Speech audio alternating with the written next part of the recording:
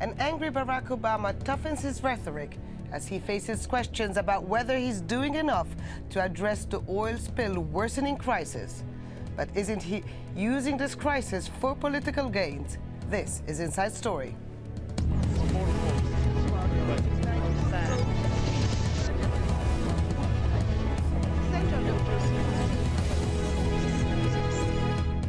Hello and welcome to the program. I'm Hud Abdelhamid.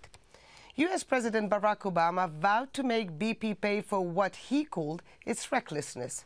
It is more than 8 weeks since a BP oil rig exploded in the Gulf of Mexico. Since then, millions of gallons of oil have been spewing into the sea.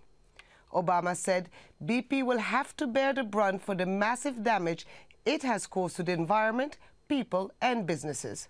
The U.S. president used strong words in his speech on Tuesday, but as Patty Culhane reports, Americans are not convinced that Obama is handling the crisis in the right way. It is a location and an event reserved for the most serious of times, the Oval Office address to the nation. Good evening. Used for the very first time by President Barack Obama to address the oil crisis in the Gulf. Make no mistake, we will fight this spill with everything we've got for as long as it takes. The president outlining what's being done to stop the oil, clean up what's already spilled, and make sure it can't happen again, promising that BP will pay for everything. I will meet with the chairman of BP and inform him that he is to set aside whatever resources are required to compensate the workers and business owners who have been harmed as a result of his company's recklessness. While the polls show the oil company is getting most of the blame from Americans, the president hasn't been spared. In one poll, 52% of those asked disapprove of his handling of the spill. In another poll, 69% say the federal government hasn't acted aggressively enough. After inaccurate estimates of the amount of oil pouring out seem to be changed weekly, not enough supplies have been on scene to stop the oil from getting to the shore, and the government refused international help only to finally accept it. A mobilization of this speed and magnitude will never be perfect, and new challenges will always arise. The president telling the country this is why Congress needs to work on clean energy legislation that would reduce the nation's dependence on oil. But Republican leader John Boehner says, quote, even now, nearly 2 months after disaster first struck, the federal response remains inadequate and disorganized.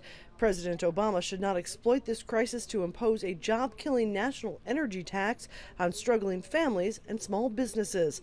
And others in Congress seem more focused on assigning blame elsewhere. I'm not asking for an apology. I'm asking you to resign. Executives of 4 other major oil companies were on Capitol Hill and tried to lay blame on BP, saying their oil wells are not drilled in the same way. But Congress pointed out that their response plans in case of a spill are in many cases verbatims to BP, plans that have been proven to not work. Can you guarantee to the American public and our constituents that any of your drilling operations are free from a similar accident as Deepwater Horizon? There is risk. There are no guarantees in life. 100%. Come on, you guys. I mean, seriously. No, nothing is 100% fail-safe. Thank you. Not 100% safe. It's what we focus on every day, though. Proof that promises made here by the president are still a long way from reality. And may God bless the United States of America. Patty Culhane, Al Jazeera, Washington. Well, joining us today are our guests. In Washington, D.C., Toby Chaudhry, Democratic strategist and former Deputy Press Secretary for Vice President Al Gore.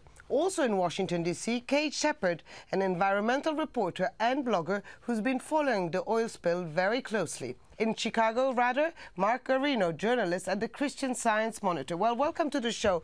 Toby Chaudhry, let me start with you. President Obama was talking about a war. He was using a very feisty rhetoric, but then he didn't lay down really what was the plan to win this battle.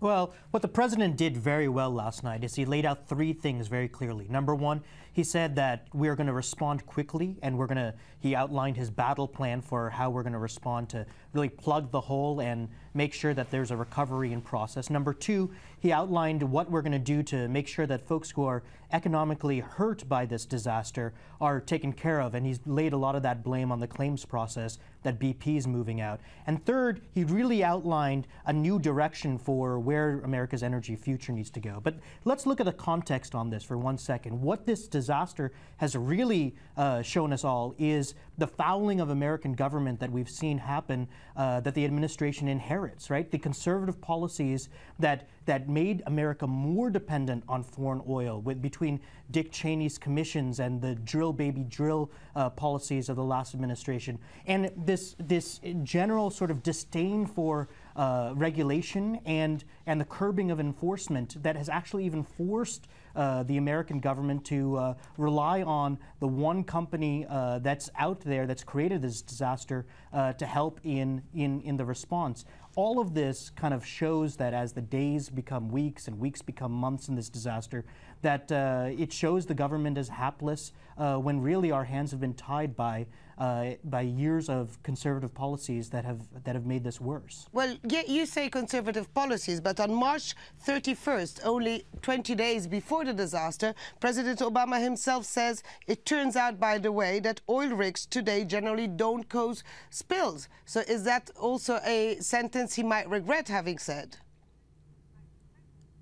Well, you know, there's no question that over the last 30 years, when President Carter first tried to move us on a path towards renewable energy, that offshore drilling became necessary because it was the only thing available at the limits of our technology. And President Obama has been forced to kind of move down that path as well. But the reality is that this administration, as well as the American people, want us to move in a different direction, and our hands are very much tied by all of the different things that the conservative policies have created over the last several years.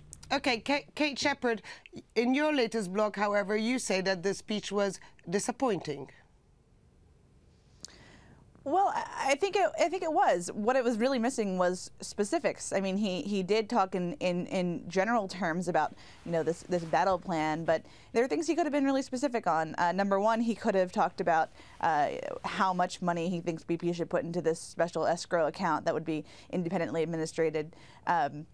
The Senate has put forward a plan to put $20 billion into this account. The White House hasn't given a number yet. He could have said, we want, you know, X amount of money from BP to ensure that all these people in the Gulf are adequately compensated.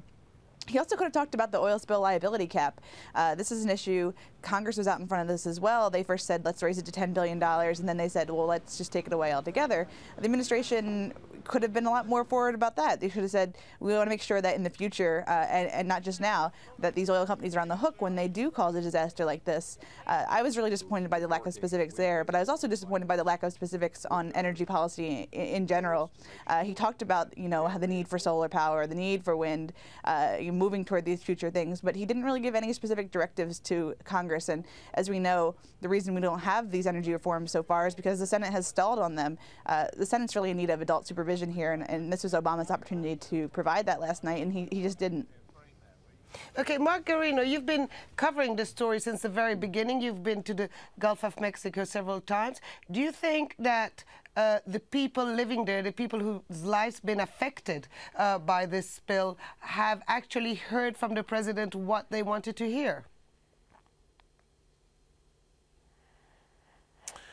I think in some way, yes. I mean, I think that Obama's definitely made many attempts to go down there, not enough, you know, in the beginning. So he's tried to make that up in recent weeks by going down there more and emphasizing it more. I think in the early stages there was talk of people down there feeling neglected by the federal government, as they did feel from Katrina. But as times move, you know, forward, the recovery money has been coming in. Yesterday I talked with a fisherman who made his whole life cultivating seafood from the Gulf and ran a small business. Right now his business is closed. He's had to lay off workers, and he's set up his boating business to go burn oil, and he gets money from that BP has set aside for doing that. He told me that he's being compensated very fairly, being treated very well. I think that in terms of the immediacy of things, people like that, I think they're they're very pleased with what's going on. Of course, in the long term, it's a complete other story. But in terms of what they're hearing from Obama, I think that that's a different case. Well, Toby Chaudhry, don't you think the people living there would like to know what will happen in the long term? Certainly giving them money now to help them out is helping them. But in the long term, what's going to happen to their lives and the lives of their children? Sure, and the administration has made it very clear that they're not going to leave as soon as the cameras leave. They're working as hard as they can, not only in the short term to plug the hole, but in the long term to make sure that a disaster like this does not happen again. And reality is that the administration is on the ground, making sure that there is support there for not only the fishermen, but also for the people who depend on the fishing industry there, making sure that there is a long-term recovery in place. And that's where I think the president's work is really going to be judged in the long term. Okay, so Kate Shepherd, in the long term, what would you like to see exactly? Well, we need to make sure that this isn't something that drops off the radar here in the next few months. Obviously, the oil is still spilling into the Gulf. It's probably going to be for quite a while here, and it's going to be quite some time until we actually clean this up. I mean, basically, BP said that they're going to make this right. We need to recognize that it would be impossible to make this right, and this is going to be a really long-term struggle. If we look at the Exxon Valdez spill up in Alaska in 1989, it took 20 years for people to get to receive payments and be compensated for their losses there, and the Prince William Sound has never actually really recovered from that. So this is something we need to make sure we focus on the very long term, make sure there's enough money, enough resources that are coming from BP, and that the federal government is following through on this as well, to make sure that this isn't something that stops once the cameras aren't in the Gulf. And I think the administration is serious about that, but I think there's also some legislative efforts that probably need to happen to reinforce that and make sure that happens. Congress is now likely to discuss a new energy and environment policy in what could be the largest rewrite of this legislation in a generation. So what does Obama want to tackle? The list is long and includes tougher leasing rules for offshore drilling sites and a new stringent safety measures, a revamp of the Minerals Management Services, the federal body that manages the U.S.'s natural gas, oil, and other mineral resources. A new head has already been appointed. Increased use of renewable energy sources like solar panels and wind turbines in an attempt to reduce coal-burning plants. Pushing for the development of fuel-efficient cars to reduce U.S. reliance on foreign oil. And removing the $75 million cap on what individual companies would have to pay following a disaster like the BP oil spill in the Gulf of Mexico. Mark Garino, didn't we hear that same kind of talk during the electoral campaign of President Obama? Sure, and I think at the end of his speech last night, when he was rolling out a lot of the things that you had mentioned, it was going back to it was very familiar. And I think that going back to your last question, what are people's reaction to it, to the Gulf, I think that hearing these things again will not create the immediacy that what people really want to hear. I think that people are hearing so much about solar panels and fuel-efficient cars and all those things, which make sense on paper, but just don't have a tangible effect right now. I think that unless there's some serious muscle behind those words, people are gonna. The more we talk about it, the more that his constituency is going to be very numb to it. I think there needs to be much more action through what the previous speaker said in terms of Senate action and really pushing things forward. Because right now, I felt that when I heard Obama talk about this last night, he did sort of reiterate that, it was like he was on the stump again, running for office, and there really needs to be much more of an action plan behind that to make it a reality. It's a long-term process here, and there's no overnight switch to all the things that he had talked about. But I think that people will feel much more confident if indeed there was a constituency behind him, and the Senate was also moving forward with everything he had mapped out. And Toby Chaudhry, that constituency seems to be lacking, since the latest poll showed that more than half of the American people don't agree with the way he has handled this crisis so far. So the serious muscle that Mark Garino is talking about, when is President Obama going to show it?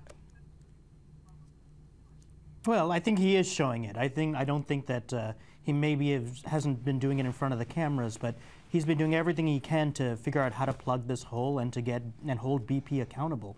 But look, the genius of America has always been in its ability to turn a crisis into an opportunity, and here we do have that opportunity. So in the short term, if we are able to move to plug this hole and to start recovery processes, and in the midterm, if we're able to actually start to make sure that those who are economically impacted are getting the resources that they need to move forward, in the long term here, we are now in a place where we can do a real drive towards energy independence. And the genius of that is that all of a sudden we're able to create millions of new jobs that can actually backfill a lot of the manufacturing jobs that we've lost as a country, that have not only hit the Gulf Coast area, but the entire country, and start to move us in a direction where we can actually fight the impending global warming that the climate change disasters that could be before us.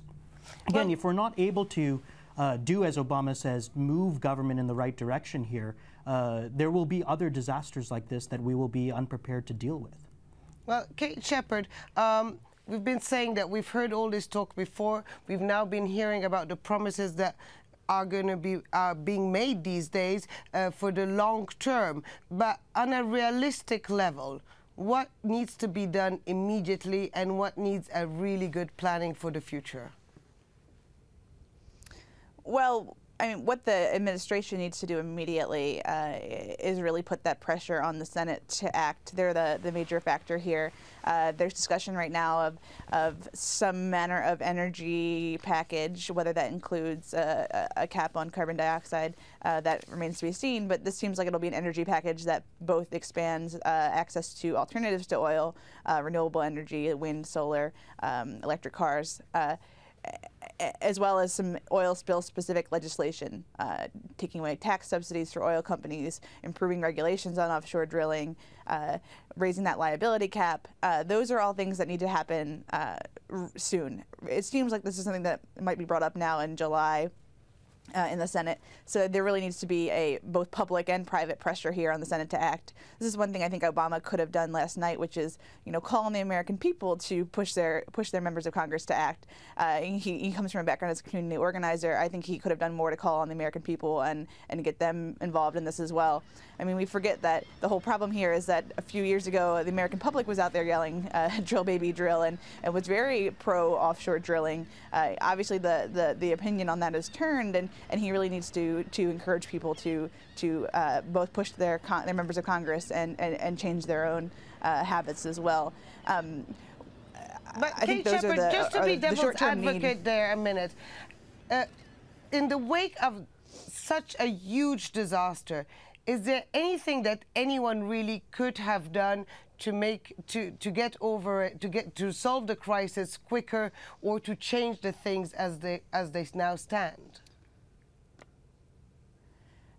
Well, I mean, I think this whole problem gets back to the very basic question of should we be drilling offshore in places where we don't know how to solve these problems. I mean, clearly we have found out that we don't know how to fix a well that's a mile below the sea level, which is should really shape our policy in the long term when we think about whether or not we should let people drill there. I mean, it's easy to say that retroactively that we should have said no then, but there's really not much we can do now that we've realized that we don't know how to fix this problem.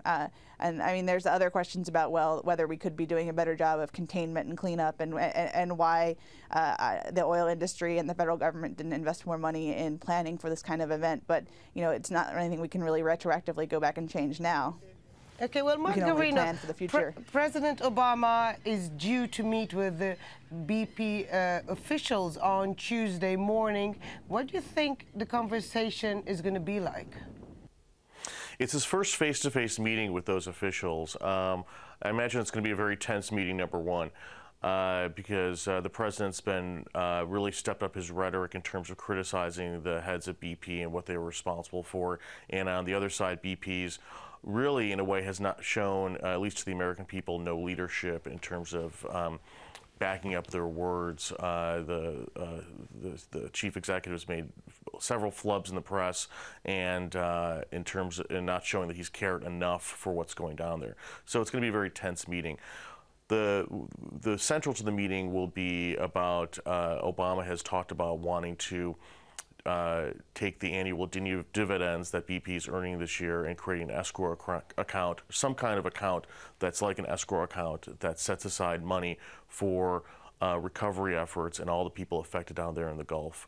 That's going to be central to that meeting. BP has outlined a few ways that could possibly happen, but has not wanted to comment until after this meeting's taken place today. So we're going to learn more about the results of that meeting later today.